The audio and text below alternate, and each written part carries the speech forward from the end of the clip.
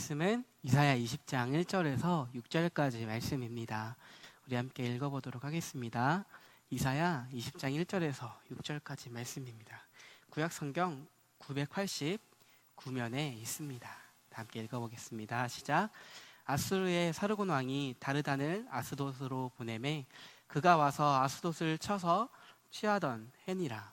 그때 여호와께서 아모스의 아들 이사야에게 말씀하여 이르시되 갈지어다 내 허리에서 배를 끄르고 내 발에서 신을 벗을지라 하시매 그가 그대로 하여 벗은 몸과 벗은 발로 다니니라. 여호와께서 이르시되 나의 종 이사야가 3년 동안 벗은 몸과 벗은 발로 다니며 애굽과 구스에 대하여 징조와 여표가 되었느니라. 이와 같이 애굽의 포로와 구스에 사로잡힌 자가 아수르의 왕에게 끌려갈 때 젊은 자나 늙은 자나 다 벗은 몸과 벗은 발로 볼기까지 드러내어 애굽의 수치를 보이리니 그들이 바라던 구스와 자랑하던 애굽으로 말미암아 그들이 놀라고 부끄러워할 것이라. 그날에 이 해변 주민이 말하기를 우리가 믿던 나라 곧 우리가 아수르 왕에게 벗어나기를 바라고 달려가서 도움을 구하던 나라가 이같이 되었은즉 우리가 어찌 능히 피하리요 하리라. 아멘. 오늘 말씀에서 하나님께서는 이사야를 통해 메시지를 전달하도록 하십니다. 바로 3년간 이사야를 벌거벗은 상태로 길거리를 돌아다니게 하여 사람들에게 메시지를 전달하도록 하시는 것입니다. 1절은 이 말씀의 배경을 이야기하고 있습니다. 당시 고대 근동 지역의 패권을 장악하던 아수르 사르곤 왕이 아스돗을 장악할 때입니다. 그때 하나님은 이사야에게 한 가지 명령을 내리십니다. 바로 2절에서 그 명령이 무엇인지 말하고 있습니다. 함께 2절을 읽어보도록 하겠습니다. 시작. 그때 여호와께서 아모스의 아들 이사야에게 말씀하여 이르시되 갈지어다 내 허리에서 배를 끄르고 내 발에서 신을 벗을지니라 하시매 그가 그대로 하여 벗은 몸과 벗은 발로 다니니라. 아멘. 하나님의 명령은 바로 이사야를 벗은 몸, 벗은 발로 다니게 하는 것이었습니다. 이사야에게는 상당히 충격적인 명령이었을 것입니다. 하지만 이사야는 그 명령에 순종을 합니다. 오늘날도 벌거벗고 다닌다는 것이 충격적인 일이지만 당시에는 더욱 충격적인 행동이었을 것입니다. 하나님은 이런 충격적인 일을 이사야를 통해 행하게 하셨습니다. 그리고 이사야는 하나님 말씀에 순종하여 3년간 벌거벗은 몸으로 다니게 됩니다. 하나님은 이사야의 삶을 통해 또 그의 모습을 들어 쓰셔서 하나님의 계획을 밝히십니다. 이사야의 삶 자체가 하나님의 메시지가 된 것입니다. 하나님은 이런 이사야에게 부끄럽고 수치스러운 일, 충격적인 것을 행하게 하신 이유를 밝히십니다. 바로 3절에서 5절까지 말씀에서 이야기를 하고 있는 부분입니다. 3절에서 5절까지도 함께 읽어보도록 하겠습니다. 시작. 여호와께서 이르시되 나의 종 이사야가 3년 동안 벗은 몸과 벗은 발로 다니며 애굽과 구스에 대하여 징조와 예표가 되었느니라.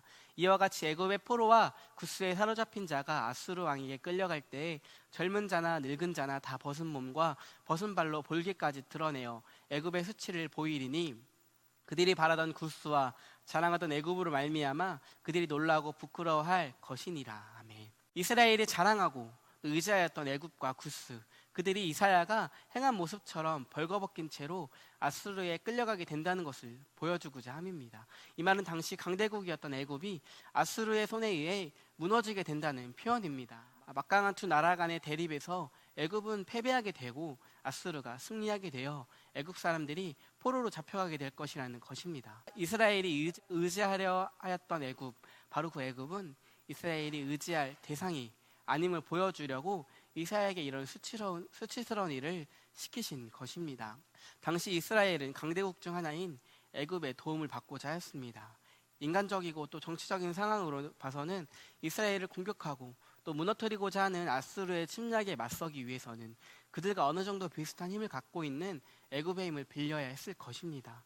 정치적이고 또 상식적으로 애굽의 힘을 바라는 것은 지극히 옳은 것처럼 보이는 일이었습니다. 그렇기에 이스라엘은 애굽의 도움을 바라했고 그들을 의지하고자 하였습니다. 하나님의 백성인 이스라엘은 하나님을 의지하고 하나님의 도움을 바라야 하는 존재들입니다. 하지만 이스라엘 백성들은 하나님을 의지하기보다 하나님의 도움을 바라기보다 당시 강대국 중 하나인 애굽을 의지하고자 하였습니다. 하나님의 인도하심을 구하며 살아가야 하는 이스라엘은 자신들의 생각, 또 세상의 가치관을 따라 행동한 것입니다. 성경은 이런 모습을 우상이라고 이야기합니다. 하나님보다 더 따르고 하나님보다 더 의지하는 것, 그것이 바로 우리의 우상인 것입니다. 하나님은 우리의 우상들을 무너뜨리시는 분이십니다. 우리가 하나님보다 더 사랑하고 하나님보다 더 따르려고 하는 것들을 하나님은 무너뜨리십니다. 어떻게 보면은 당시 강대국이었던 애굽과 구스가 무너진 것도 이스라엘이 하나님보다 더 의지하였기에 하나님께서 그들을 무너뜨려 이스라엘 백성들이 더 이상 의지하지 못하도록 한 것이라고 우리가 생각해 볼 수 있을 것입니다. 이스라엘 백성들이 의지하려 했던 애굽, 또 강대국 중 하나였던 그 애굽은 그들이 의지할 수 있는 것이 아니었습니다. 그들은 하나님의 손짓 하나에 수치를 당하고 또 부끄러움을 당할 수밖에 없는 유한한 존재들이었습니다. 물론 당시에는 애굽이 강해 보이고 또 의지할 수 있을 것처럼 보일지라도 그들은 하나님의 작은 숨결에 견고했던 그 나라들이 무너지고 흔들릴 수밖에 없었습니다. 이스라엘이 의지하였던 애굽, 또 도움을 바랬던 애굽, 하나님은 그들을 부끄럽게 함으로 더 이상 그들을 의지할 수 없는 존재라는 것을 보여주셨습니다. 마찬가지로 우리가 하나님보다 더 의지하려 했던 것들, 우리가 하나님보다 더 바랬던 것들을 하나님은 무너뜨리고 또 흔들어 놓으심으로 더 이상 그것이 의지할 것이 아님을, 바랄 것이 아님을 보여주실 것입니다. 사랑하는 성도님들, 하나님보다 더 의지하고 있는 것이 있으십니까? 하나님보다 더 따르고 또 바랐던 것이 있습니까? 성경은 그것을 우상이라고 말하고 있습니다. 우리 안에 있는 우상들, 하나님은 그것을 무너뜨리십니다. 그리하여 그것은 의지할 수 없는 것임을 보여주실 것입니다. 출애굽기 20장 3절에 나오는 10계명의 제1계명, 나 외에는 다른 신을 내게 두지 말라 라는 말씀은 하나님의 얼굴과 우리의 얼굴 사이에 다른 어떤 것을 두지 말라는 의미입니다. 하나님을 바라보고 하나님을 의지해야 할 우리에게 하나님과 우리의 얼굴 사이에 다른 어떤 것을 두는 것, 그것이 바로 우상이라고 이야기하고 있는 것입니다. 하나님보다 더 바라고 의지하는 것은 무엇입니까? 하나님과 자신 사이에 두고 있는 것은 어떤 것입니까? 성도님들의 자녀들입니까? 아니면 사랑하는 사람입니까? 또는 세상의 어떤 가치관입니까? 아니면 돈입니까? 또 세상의 높은 지위입니까? 아니면 어떤 사람입니까? 우리의 그런 잘못된 모습들을, 우리가 의지하는 것들을, 우리 안에 있는 우상들을 하나님은 무너뜨려 우리가 오직 하나님만을 의지할 분이심을 깨닫게 할 것입니다. 우리가 의지할 분은 오직 하나님뿐입니다. 물론 하나님은 세상의 것들, 세상의 권세와 나라들을 통해 역사하시고 계획을 이루십니다. 성경에 나오는 시대에도 강대국과 또 주변 여러 나라 민족들을 통해 일을 행하시고 계획을 이루십니다. 그들은 그저 하나님의 계획을 이루는 도구일 뿐이지 그들이 의지할 대상이 아니라는 것입니다. 세상의 것들을 활용하고 또 사용할 수 있습니다. 하지만 그것들은 우리가 의지할 것이 아님을 잊지 말아야 할 것입니다. 언젠가는 무너질 수밖에 없는 유한한 것임을 잊지 마십시오. 우리가 의지하고 따라야 할 것은 세상의 어떤 것, 세상의 지식과 가치관이 아님을 기억하시길 바랍니다. 우리를 위해 일하시고 우리에게 역사하시는 하나님만이 우리가 의지할 분이시며 따를 분이십니다. 하나님보다 더 의지하는 것들, 하나님의 말씀보다 더 따르고자 하는 것들을 내려놓으십시오. 하나님과 우리 사이에 있는 것들을 내려놓으십시오.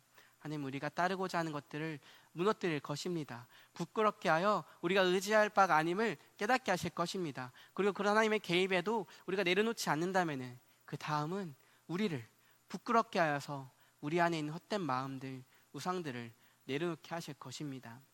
지금 즉시 우리 안에 있는 우상들을 내려놓으시고 주님만을 따르십시오. 주님의 말씀만을 따라가십시오. 하나님이 우리를 이끌어 주실 것입니다. 하나님, 이사야를 통해 말씀하신 것처럼 3년간 이사야의 벌거벗은 모습을 통해 메시지를 전달하신 것처럼 우리의 인생, 우리의 삶의 모습을 통해 하나님의 메시지를 전달하실 것입니다. 우리 그리스도인들은 하나님의 말씀인 성경을 읽습니다. 하지만 세상 사람들은 그런 우리 그리스도인들을 읽습니다. 하나님이 이런 우리를 통해 하나님의 복음, 하나님의 말씀을 세상 사람들에게 전달할 것입니다. 이사야처럼 하나님의 메시지를 드러내는 통로로 또한 사용받으시기를 축복합니다. 다 함께 기도하겠습니다. 하나님, 오늘도 우리를 이끌어주신 하나님의 은혜에 감사합니다. 우리가 하나님보다 더 따르려 했던 것들을 내려놓고 하나님보다 더 바랐던 것들을 내려놓기 원합니다. 우리 안에 꿈틀거리는 우상들을 내려놓기 원합니다. 하나님과 우리 사이에 둔 것들을 모두 내려놓고 버리기를 원합니다. 오직 주님만을 따르고 주님만을 바라며 살아가겠습니다. 주님, 우리의 삶을 이끌어 주시옵소서. 우리의 삶이 주님 앞에서 부끄럽지 않도록 붙들어 주시고 우리의 모습들이 하나님께 부끄러운 모습이 되지 않도록 역사하여 주시옵소서. 주님만을 원합니다. 주님, 붙들어 주시옵소서. 감사합니다. 사랑합니다. 예수님의 이름으로 기도드립니다. 아멘. 사랑하는 성당교회 성도님들, 주어진 말씀들을 붙들고 또 한 주간 묵상하고 말씀대로 살아가시기를 축복합니다. 아마도 많은 가정이 자녀들의 방학에 맞춰 휴가를 다녀올 것으로 보입니다. 건강에 유의해서 휴가 다녀오시고 장마 기간이기에 또 요즘 집중호우로 많은 분들이 또 많은 지역이 피해를 입고 있기에 안전하게 잘 다녀오시기를 바랍니다.